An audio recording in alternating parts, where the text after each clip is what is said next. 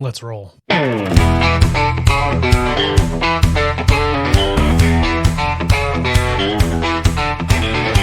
Hello and welcome to the Must Read Alaska Show. Here you get relevant and timely content you won't find anywhere else. You can learn more by going to mustreadalaska.com, and this show can be found on YouTube, Facebook, X, and your favorite podcast site. Let's talk truth about politics, the economy, and all things Alaska.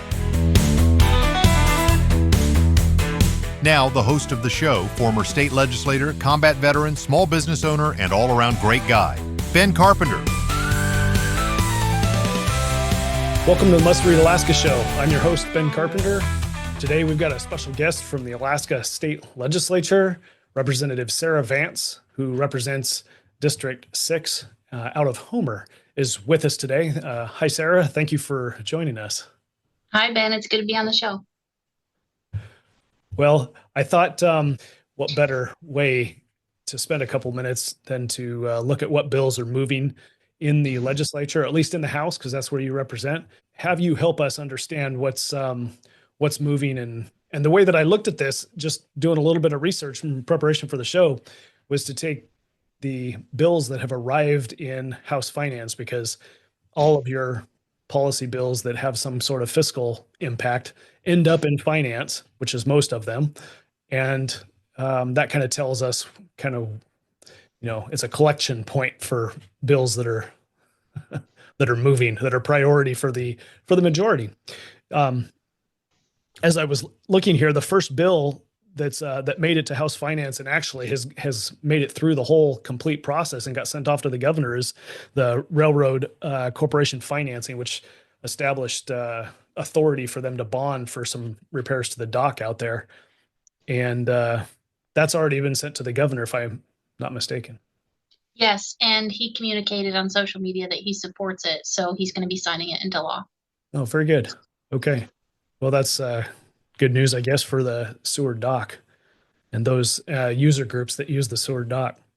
Let's see. We've got another bill that is HB 48, Civil Legal Services Fund, that is now in House Finance. We've got a Vessels Registration Fund, HB 31, that's now in House Finance.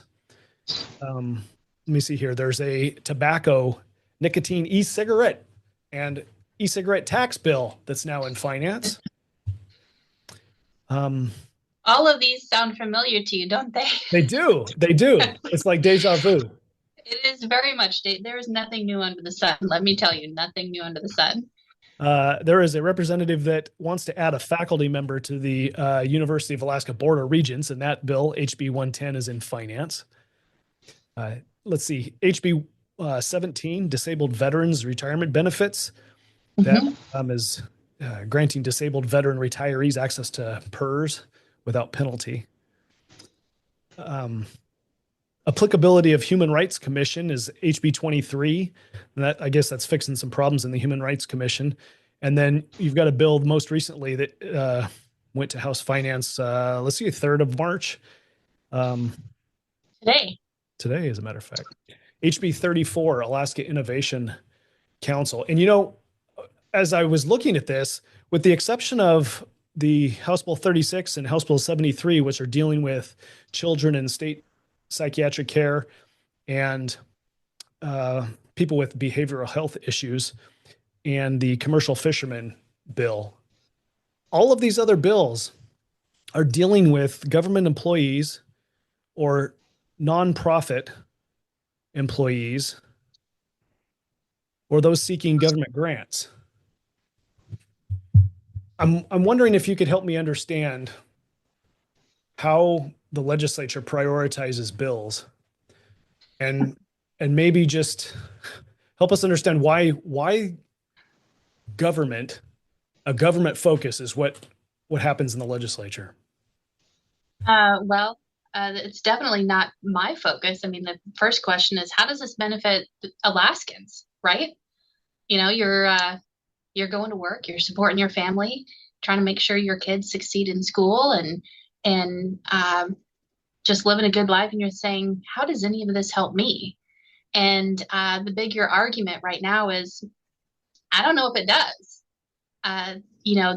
It seems to be the people that we have leading the conversation right now in the majority really likes the self-licking ice cream cone. Let's keep things going the way they are. And I'm seeing a lot of that this weekend as I was looking through what's happening in the nation, what Congress is doing, and the bills that I've introduced and some of the things that I'm passionate about.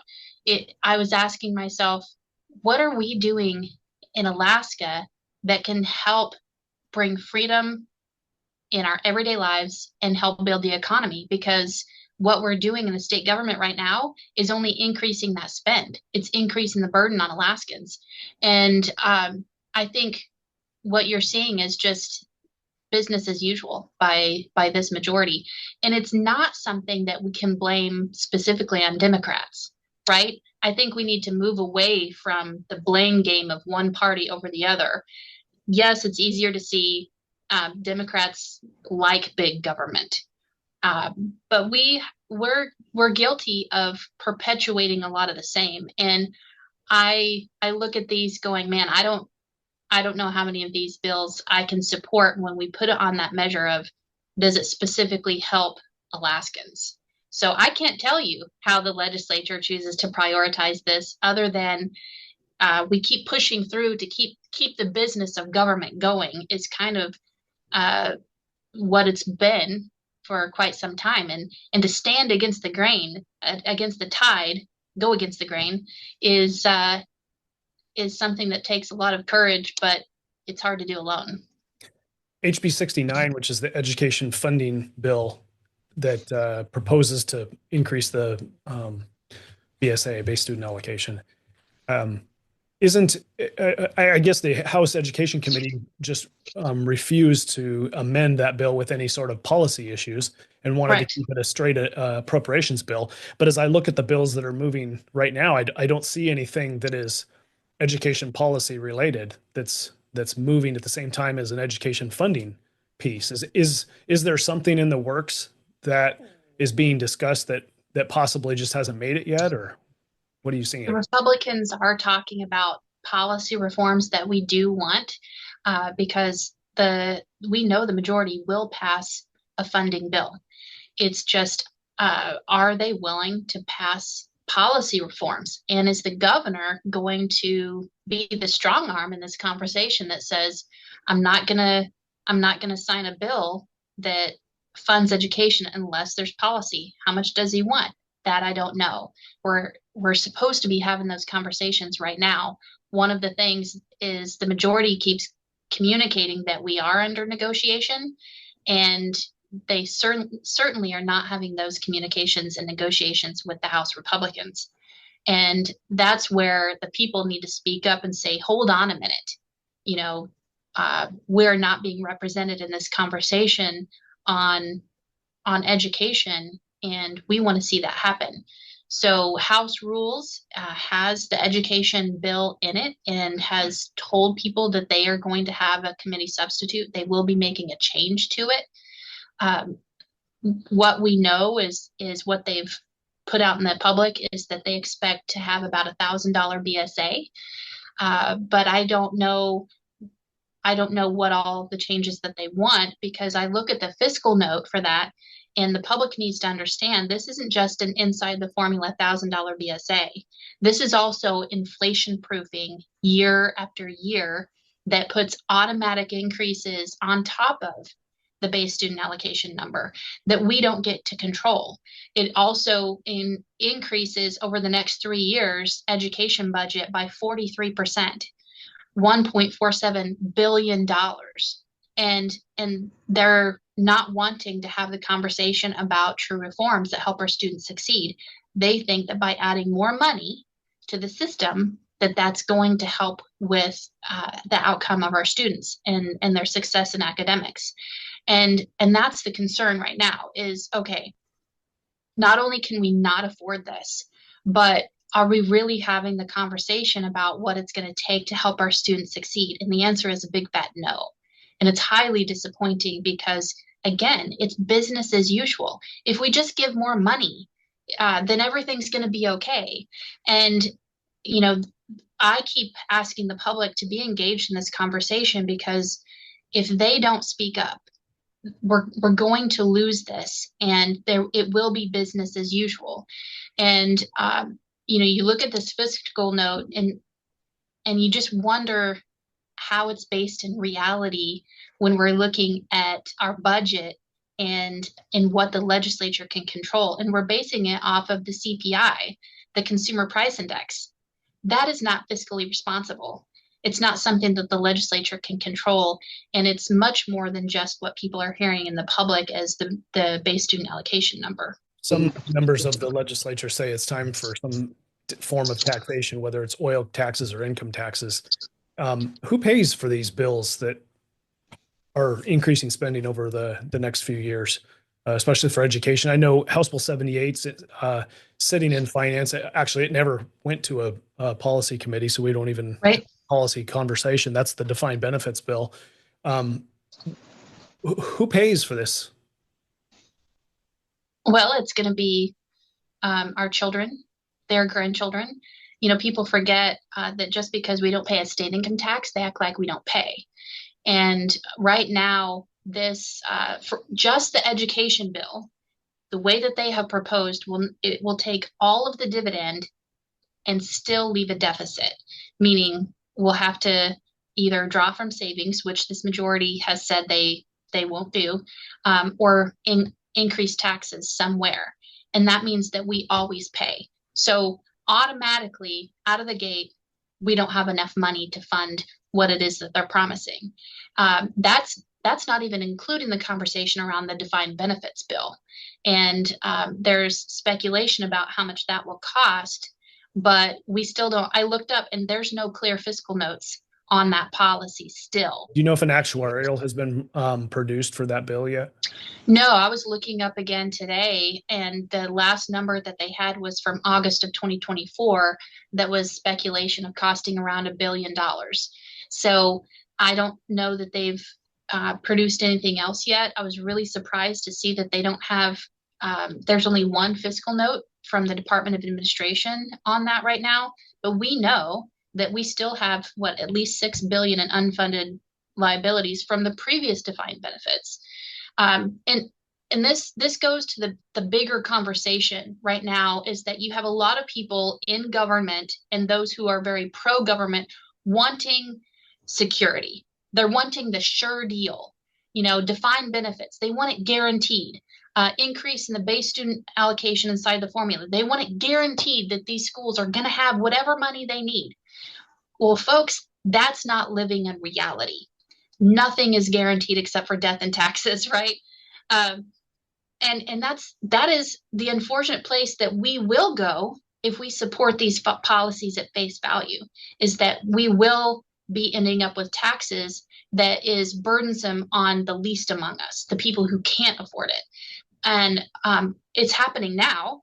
And you've talked about this more than anyone, and your name is still being mentioned right now in the legislature because of talking about this, that, there's a fiscal plan that we're on, but people aren't aware of it. And it's taking of the dividend, which is the people's money, to pay for these things, but they aren't having a fair shake at the conversation to shape it the way that they want.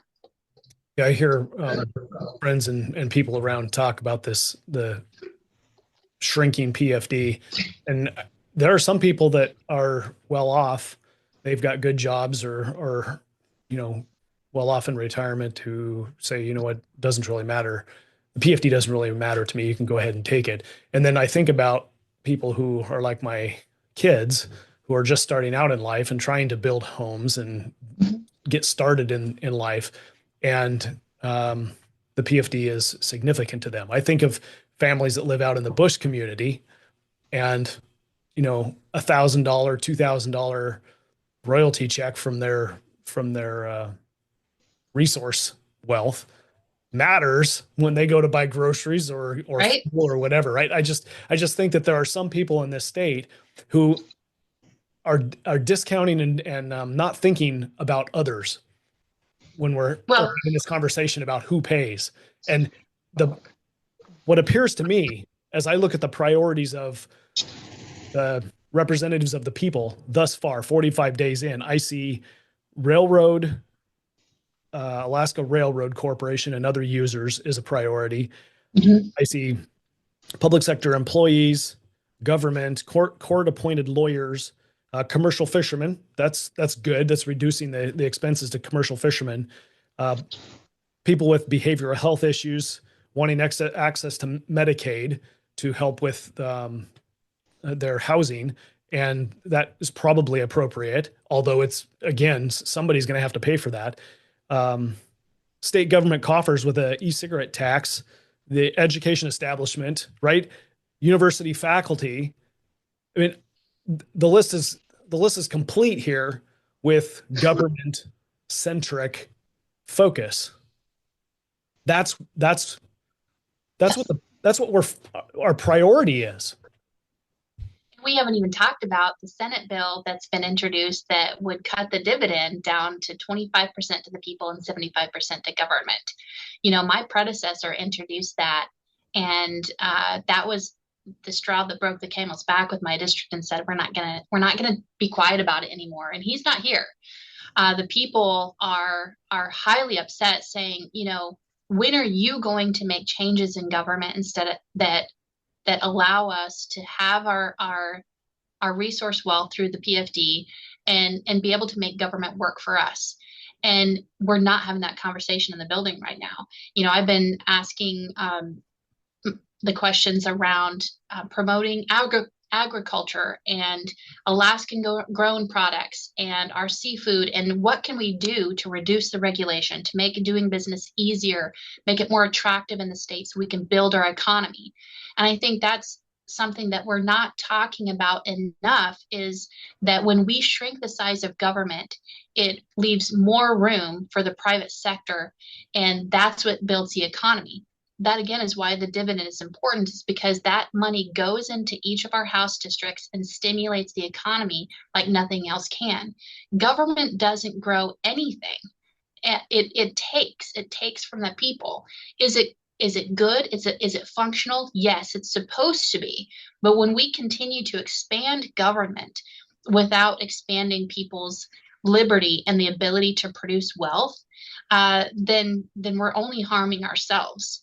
And one factor that highlights, we heard from the Council on Domestic Violence and Sexual Assault today, and they were talking about the numbers over the years in domestic violence. And I asked them about their study the questions that they asked in 2020, and if COVID it increased the domestic violence. And they said, yes, but we asked more detailed questions and found out it wasn't COVID that drove up the domestic violence during that time.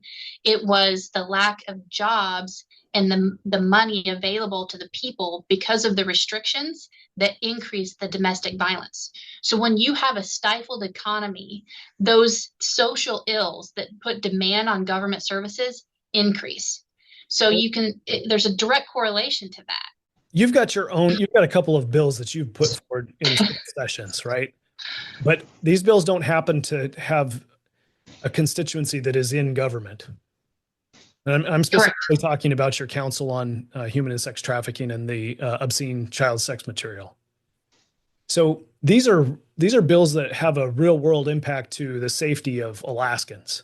And yet I believe those bills are still sitting in judiciary and community and regional affairs. Have you had a hearing on either of those two bills? No, I do have a hearing coming up in community and regional affairs, hopefully next week, on the AI child sexual abuse material bill.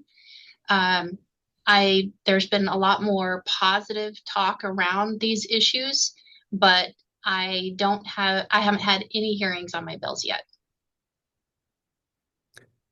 Well, that's unfortunate, I think. In the interest of time, I know that you've got another meeting to run off to. Is there anything that we haven't talked about today that you feel important to communicate to Alaskans, to your constituents? I say keep watching and paying attention to what's going on. But what I always end conversations with the public is, we need your engagement. Don't give up. in talking to the legislature. Don't give up in hope that we can make a positive impact in this state. We haven't felt the strong winds that we're seeing in the nation of reform, of reducing waste and abuse and fraud. We haven't seen that in Alaska. We haven't felt it, and we need to. And it's going to come from the people speaking up and demanding it and saying, hey, I want to be a part of this. I want to help. And that takes the public outcry, getting their representatives to make that change, to make it a priority.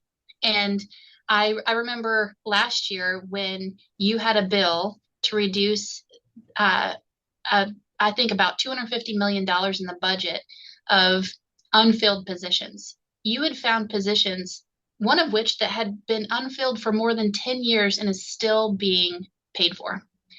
And bringing that to the attention of our colleagues and saying, hey, this is one thing that we can do. And the weeping and gnashing of teeth. Oh, no, we can't do that. It's not really going to amount to savings. You know, if you were to tell that to the American people right now, they would be absolutely disgusted. And yet there's a lack of a will to make that change in Alaska because we haven't prioritized it enough. The things that we're hearing about is, oh, you have to put more money to schools. You have to put more money to this. You have to don't take away our services. And that's what's coming from the leadership right now in the legislature to the feds is, oh, it will devastate Alaska if you reduce some of these services. We have to get out of that mindset that we are always begging for more. We have to make the decision if we're going to be standing on our own 2 feet, if we're always going to be domestic dependents of the federal government. And if we truly consider ourselves independent Alaskans who are hardworking, entrepreneurial spirit, who can do just about anything, then we need to be thinking about that in our government as well. And it's going to take your engagement. That's the way that we're going to see this change. You can't expect that the legislature is going to come about and do it all by themselves. You about got my blood boiling when you bring in the federal budget issue. Like we add $2 trillion of debt every year just to balance the federal budget. And right. And you've got a couple of leaders who've stood up and said, hey, don't cut the federal dollars coming to Alaska because it's going to make us hurt. And yet the grandkids that we're blessed with are being born owing more than $200,000 in bondage to the federal government to pay for debt that we are incurring. Like, correct. If we paint the picture that we're enslaving our children, that's what debt is, bondage. And we're not looking at it as by putting chains on our children and grandchildren, but that's absolutely what we're doing. And us acting in fear as the state of Alaska, as, oh my goodness, we're going to lose this money in our budget. Those are very real things. However, we are one of the most resource-rich states in the union. And we have the ability to produce wealth, new wealth for ourselves and for the nation. And that's the mindset that we need to have, is that of independence and being able to sustain ourselves. But right now, the response that we're seeing is quite the opposite. I want to have my children live in liberty and freedom and not having the bondage of our actions. And we have to make that push and have that conversation. And I'm so focused on just providing justice. That's what a lot of my bills do.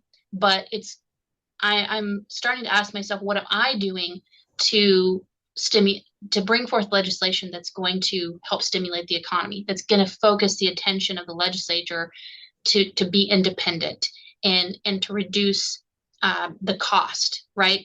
So I'm having to redirect some of my thinking and priorities because it hasn't been my area of focus in the way that it needs to be.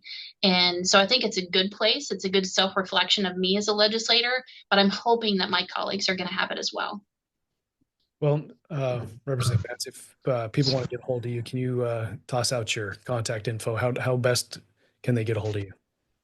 Well, I am on social media and I'm trying to keep up with interacting with people and answering questions. You can find me on X, on Facebook, Instagram at Rep Sarah Vance. And then you can email my office at rep.sarah.vance@akleg.gov. And many of you have my text, so you can call or text me. And, I try to get back to people as quickly as I can with all the meetings that we have. But I love to be engaged in really equipping the people to be able to do self-governance. Well, thank you, Vance, for spending a few minutes with me and with the listeners. I'm sure they will enjoy hearing a authentic update on what's happening in the legislature. Alaska is unique in the fact that it takes time and a lot of money to get access to our capital. And the more that we can peel the onion back to see what's happening down there in stinky Juneau during the session, it's people appreciate it because there's really no other way. So if you have enjoyed this podcast and find value in it, please go to mustreadalaska.com and click on the donate link. That'll help us keep the lights on. And until next time, this is Ben Carpenter signing off. Stay frosty out there.